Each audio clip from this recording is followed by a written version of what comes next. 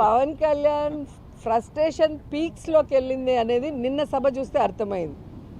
ఈరోజు పవన్ కళ్యాణ్ తెలుసుకోవాల్సింది ఆవేశంగా ఊగితేనో గట్టిగా అరిసి మాట్లాడితే ఓట్లు పడతాయంటే ఆర్ నారాయణమూర్తి గారు ఎప్పుడో ప్రధానమంత్రి అయి ఉండేవారు. సో ఆవేశంగా ఊగామా అరిచి మాట్లాడామా అనేది కాదు. మనం పార్టీ పెడితే ప్రజలకు ఏం చేయబోతున్నాం అనేది చెప్పాలి.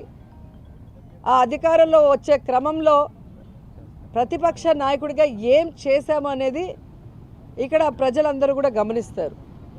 పార్టీ పెట్టి ఎన్నేళ్ళయింది? దాదాపుగా జగన్ గారు పార్టీ పెట్టిన దానికి పవన్ కళ్యాణ్ పార్టీ పెట్టిన దానికి 1 ఇయర్ తేడా ఉంటుంది అంతే. మరి ఈరోజు జగన్మోహన్ రెడ్డి గారు 151 సీట్లతో తిరుగులేని ముఖ్యమంత్రిగా ప్రజల ఆశీస్సులతో ఎలా అయ్యాడు? ఊరికే అయిపోలేదుగా. మరి నువ్వు కనీసం 2 చోట్ల నించుంటే 2 చోట్ల కూడా ఎమ్మెల్యేగా గెలవలేకపోయావు అంటే అర్థం చేసుకోవాలి. ఈరోజు సిగ్గుచేటు ఏంటంటే ఒక పార్టీ ప్రెసిడెంట్గా ఉండి 24 సీట్లకే పరిమితం అయిపోయి మళ్ళీ క్యాడర్ని తిడతాడు. మనకెక్కడుందయ్యా బూత్ కమిటీలు? మనకెక్కడుందయ్యా మండల కమిటీలు? ఎవరండి డిజైన్ చేయాలి? మండల కమిటీలను ఎవరు ఏర్పాటు చేయాలి? బూతవా? నీ తప్పుని ఈరోజు కార్యకర్తల మీద జన సైనికుల మీద రుద్దాలని నీ ఫ్రస్ట్రేషన్ని చూపించడం అనేది సిగ్గుచేటు.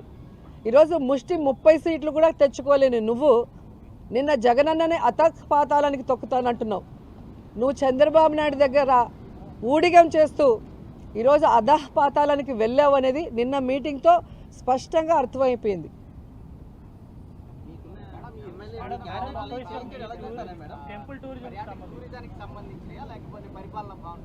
ఏదండి?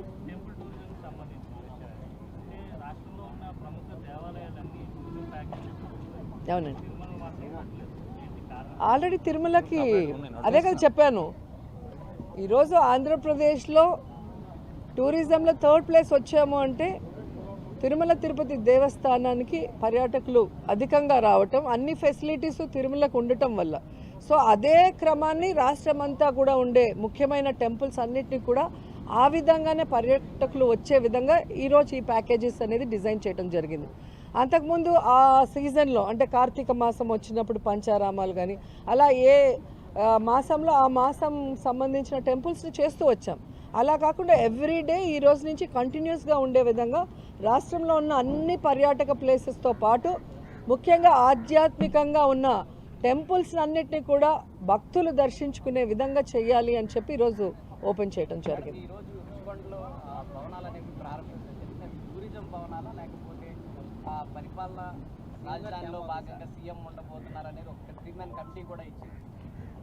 ఈరోజు ఋషికొండలో ఆల్రెడీ హరిత రిసార్ట్స్ అని చాలా పాతవి ఉండేవి. వాటి ప్లేస్లో అత్యంత ఆధునీకరించి ఈరోజు వరల్డ్ క్లాస్ లెవెల్ అని చెప్పచ్చు. ఈరోజు 7 బిల్డింగ్స్ని నిర్మించడం జరిగింది. అండ్ చాలా శుభదినం ఈరోజు. మంచి టైంలో దాని గృహప్రవేశం కూడా చేయటం జరిగింది. యాక్చువల్గా టూరిజం కోసం అన్ని పర్మిషన్స్ తీసుకొని చాలా అద్భుతంగా 7 భవనాల్ని నిర్మించడం జరిగింది. కానీ ఈ మధ్య 3 men కమిటీ ముఖ్యమంత్రి గారు వస్తే మరి పార్టీ కార్యాలయంగా ఎక్కడ ఉంటే బాగుంటుంది అంటే ప్రభుత్వంలో భాగమే ముఖ్యమంత్రి అంటే, పర్సనల్గా కాదు కదా. సో ముఖ్యమంత్రి గారు ఎక్కడుంటే బాగుంటుంది, ఎక్కడి నుంచి పరిపాలిస్తే బాగుంటుంది అన్న క్రమంలో 3 men కమిటీ వైజాగ్లో ఉన్న అన్ని ప్రదేశాలని కూడా సందర్శించారు. దాంట్లో ఇక్కడ ఉంటే బాగుంటుంది అని రిషికొండని ఫైనలైజ్ చేయడం జరిగింది. సో ఇప్పుడు జగన్మోహన్ రెడ్డి గారు డెసిషన్ తీసుకోవాలి, అక్కడి నుంచి పరిపాలించాలా లేదా వేరే ప్లేస్ నుంచి అని. జగన్మోహన్ రెడ్డి గారు అది డిసైడ్ చేస్తే ఇక్కడి నుంచి చేస్తే బాగుంటుంది అని రిషికొండ నుంచి మరి